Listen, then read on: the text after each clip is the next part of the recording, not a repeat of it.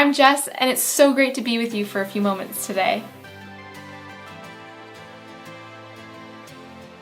Welcome to Kingston Standard Church, our online version. I'd love to invite you to connect with us online or in person. If you're in the Kingston area, come on out. We would love to see you.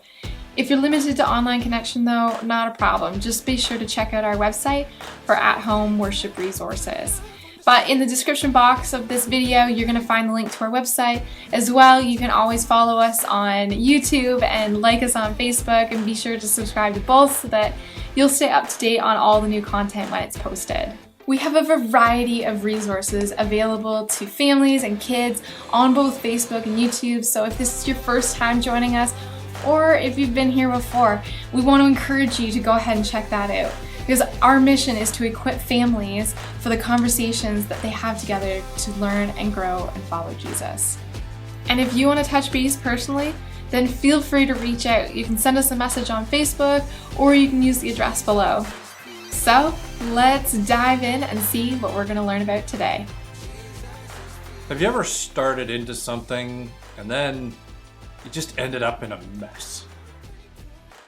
As a young teen, I went to our church to help out with the painting at the new gym, and I brought some supplies from home, a brush and a roller, and then I had this one item that I was very proud of, and I thought, man, this is going to be phenomenal, because I took my dad's drill with me, and there was an attachment that he had to use to be able to stir paint, and so it had some blades on the end of it, and a variety of things. So anyway, I took this and I showed up with this significant amount of confidence because I had this paint stirring tool. So I got there and I asked them, where can I help? And so they pointed me to the corner where the paint cans were all set up, and they said, well, since you've got this great stirring rig, why don't you go ahead and get everything kind of set up and ready to go? And so I jumped at the chance. So I kind of went over and got everything hooked up and ready to roll. And I opened up the first can of paint, which was going to be an accent color. It was a dark blue. And I put the stir stick down into the bottom of it and turned on the drill, and it went everywhere. It spilled all over the place. What had happened was the blades kind of grabbed a hold of the little bit of paint that had settled down in the bottom and just locked in, and it just flopped everywhere, and there was blue paint all over me, all over the floor, this new gym, against the wall. Needless to say, several of us spent the rest of the evening cleaning up my mess. And for years afterwards, even in spite of how good of a job we did cleaning, there were still spots where I would look and I would go, oh, there's a little hint of blue there, and that was me. I did that. Now, sometimes when we're going through life, we just kind of walk into things and we end up stirring things up, and we can mean well, but we end up making a mess, a little bit like I did. There are some people who, kind of are out for making messes in people's lives, but most of the time that messes happen, they're just kind of inadvertent, or they're accidental kinds of things we didn't mean to. All of a sudden, there's this mess we end up dealing with. Things get all stirred up, and it impacts and spills all over the people that we're closest to. And sometimes it can splash out further and impact relationships even beyond that. But when messes are created, there's often this thing called conflict that we have to deal with, right? It can have lasting effects in those relationships, even beyond just little bits of blue showing up on the wall. Because when things get stirred up and there's a mess that shows up in life, there are people in those moments that kind of ramp up and end up kind of making things bigger than they are. And then there are people who are very good at helping to calm things down and settle them down and helping them to be at peace.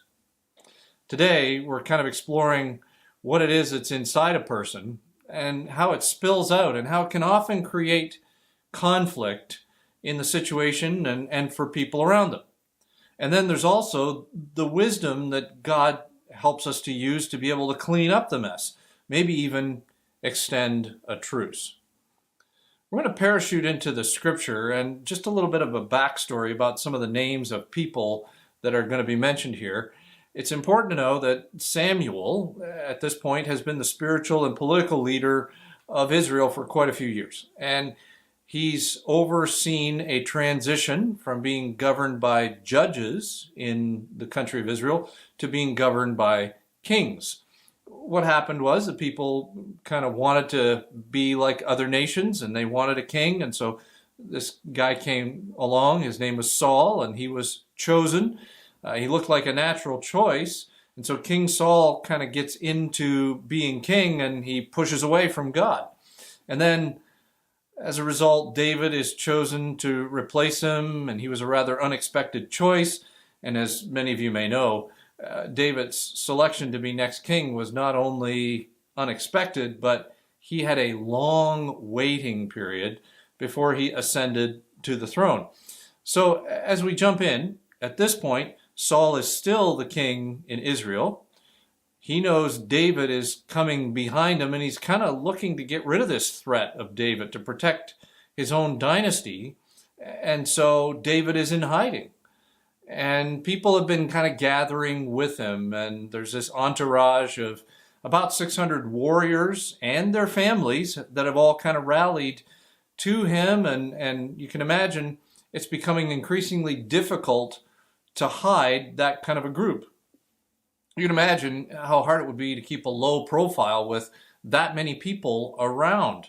I mean, let alone the noise that they would make and the food that they would consume and all of the noises and smells and so on and so forth that would be part of a camp that size. So as David is waiting to become king and is being hunted down by Saul, what happens here is kind of like this. Meanwhile, this story happens kind of here on the side. So let's check it out in 1 Samuel chapter 25. It says in verse 1, "Now Samuel died, and all Israel gathered for his funeral.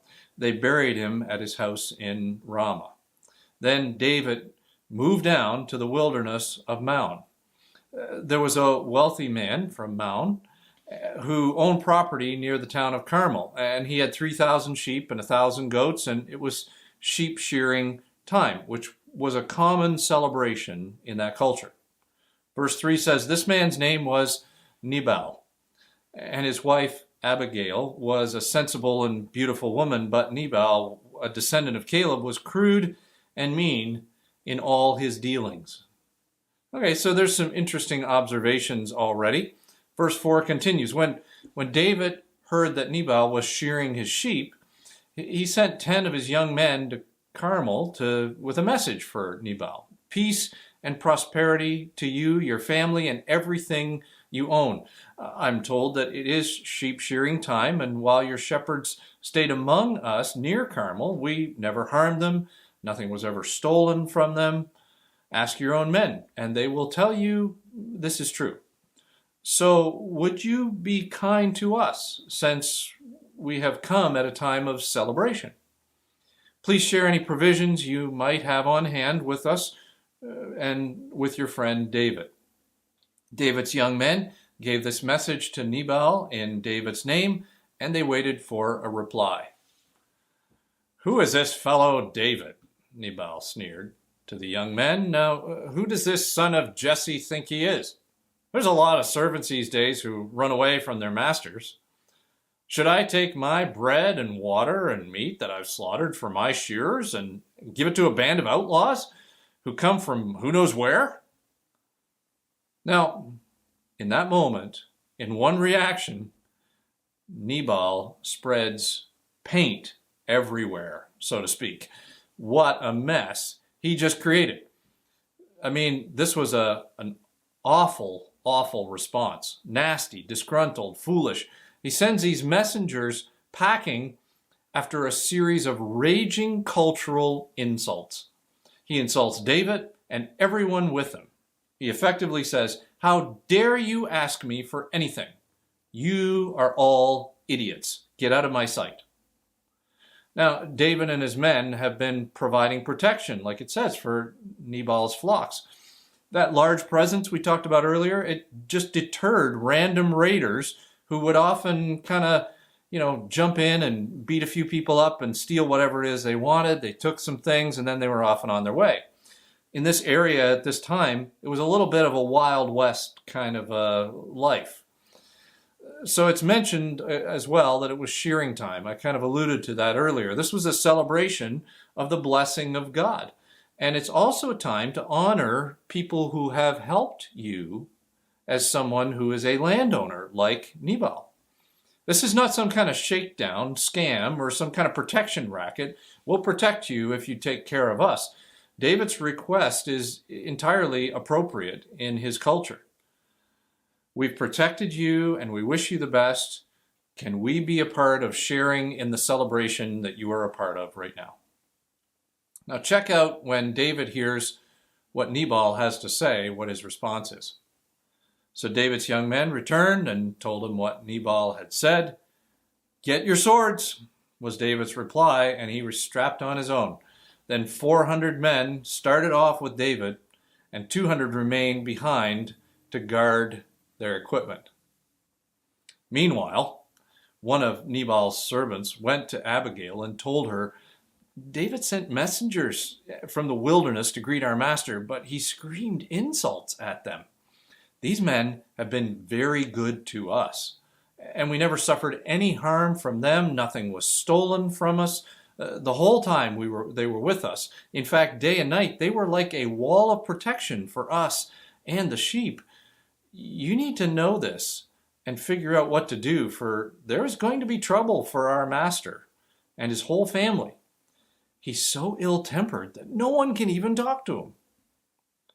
Now, in this description and what we've read so far, sounds like Nabal was quite a peachy guy, right?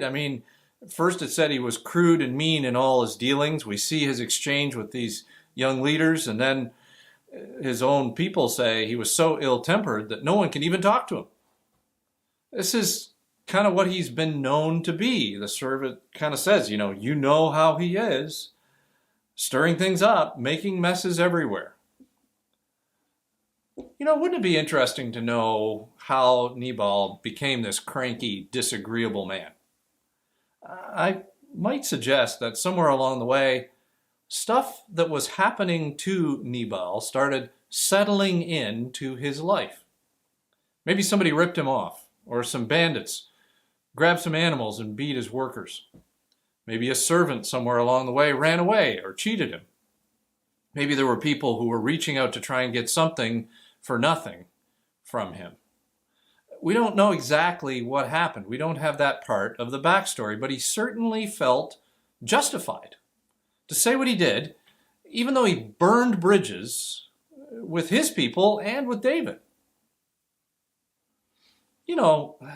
When kind of things like this spill out of us, it's easy sometimes because we're in our own heads to give ourselves a pass, right? It kind of makes sense in our mind that we would say the things that we did. How dare they question? What do they think they're doing by even asking this? Most times, we tend to look at the conflict that comes as a result of this as someone else's fault. They did this to me. But I would suggest to you often conflict, like we see here with Nabal, kind of bursts out. And even though it makes sense in our own minds, it's often because something has settled inside of us and it gets stirred up. And in that moment, I would suggest that we end up spreading whatever it is that's been settling in us. Nabal sure spread a lot of chaos, didn't he? Watch what happens next. In verse 18, it says, Abigail wasted no time. She quickly gathered 200 loaves of bread, 2 wineskins full of wine, 5 sheep that had recently been slaughtered, nearly a bushel of roasted grain, 100 clusters of raisins, and 200 fig cakes. And she packed them on donkeys and said to her servants, "Now go ahead, I will follow you shortly." And she didn't tell her husband, Nabal, what she was doing. Now that's pretty significant right there. The cultural protocol of the day was that Abigail should have gone to her husband and discussed what her thoughts were, and he would have had to approve her plan to respond. But instead, she gathers what's in her control and steps out to try and clean up the mess with whatever courage she has that she can muster. And in verse 20, it says, as she was riding her donkey into the mountain ravine, she saw David and his men coming toward her. David had just been saying, a lot of good it did to help that fellow. We protected his flocks in the wilderness, and nothing he owned was lost or stolen. But he's repaid me evil for good. May God strike me and kill me if even one man of his household is still alive tomorrow morning. When Abigail saw David, she quickly got off her donkey and bowed low before him. And she fell at his feet and said, I accept all the blame in this matter. My lord, please listen to what I have to say. I know Nabal is a wicked and ill-tempered man. Please don't pay any attention to him. He's a fool, just as his name suggests. But I never even saw the young man that you sent. Okay, this is a pretty significant contrast between Abigail and Nabal. I mean, she takes blame that isn't hers to take. And she doesn't hold back on the way her husband had treated David's men. But Abigail continues even further in a very humble and contrite kind of a way. Now, my Lord, as surely as the Lord lives and as you live, since the Lord has kept you from murdering and taking vengeance into your own hands, let all your enemies and those who try to harm you be as cursed as Nabal is. And here is a present that I, your servant, have brought to you and your young men. Please forgive me if I have offended you in any way. The Lord will surely reward you with a lasting dynasty, for you are fighting the Lord's battles, and you have not done wrong throughout your entire life. Even when you are chased by those who seek to kill you, your life is safe in the care of the Lord your God, secure in his treasure pouch. But the lives of your enemies will disappear like stones shot from a sling. When the Lord has done all he promised, and he will make you leader of Israel, don't let this be a blemish on your record. Then your conscience won't have to bear the staggering burden of needless bloodshed and vengeance. And when the Lord has done these great things for you, please remember me, your servant. Now watch David's response here to this very humble conversation. David replied to Abigail, Praise the Lord, the God of Israel, who has sent you to meet me today. Thank God for your good sense. Bless you for keeping me from murder and carrying out vengeance with my own hands. For I swear by the Lord, the God of Israel, who has kept me from hurting you, that if you had not hurried out to meet me, not one of Nabal's men would be alive tomorrow morning. Then David accepted her present and told her, Return home in peace. I've heard what you said. We will not kill your husband. Now you see how nasty this whole thing could have become. David and his men, as we read, were ramping up for revenge. And Abigail initiates a truce. It's her words that kind of impact David, and ultimately her response impacts the whole future of his legitimacy as king. This is a significant turnaround of what could have been a very, very ugly situation. Some of you may have heard the name Elizabeth Elliot. Elizabeth and her family, along with 4 other families, traveled to the interior of South America to be able to reach out to an unreached tribe in that area. And so as a result, the way things kind of ended up working out is the guys went on ahead and they were reaching out to this tribe, giving gifts to try and build bridges, and things were going well. They were staying in touch by radio over this period of time back to the station where the wives and children were at that point. And so then all of a sudden they missed a contact time and there was nothing but silence. And eventually the country's military search and rescue got involved, and they discovered the bodies of the 5 men in the jungle. Elizabeth's life story is told in the book, Through the Gates of Splendor. When we encounter insults or offense, or when things get stirred up and messes happen in our lives, certainly there's a reaction that happens inside of us. I can't imagine the kind of reaction that would have risen up in Elizabeth with her husband's murder. However, a short time later, this young widow, Elizabeth, and her preschool daughter returned to the same people group. She and her daughter became accepted by this people group and stayed among them for much of her life, sharing the love of Jesus. And it was quite a number of years later that she was speaking on a university stage in North America, and Mrs. Elliot stood up to say, "I would like to introduce you to the man who murdered my husband." And out walks the tribal leader who had thrust the spear into her husband. He had discovered the forgiveness of Jesus and had been instrumental in his tribe understanding and following Jesus. When I think about that, doesn't that just blow your mind?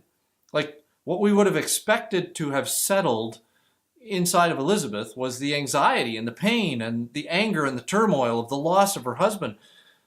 And we could expect that there'd be significant conflict that would rise up in her, and she'd want to put as much distance as she could between her and this tribe. But instead, she returned to the jungle. And as a result, people discovered who Jesus was because of what came out of the life of Mrs. Elliot. So how did Elizabeth Elliot respond to such awful things the way that she did?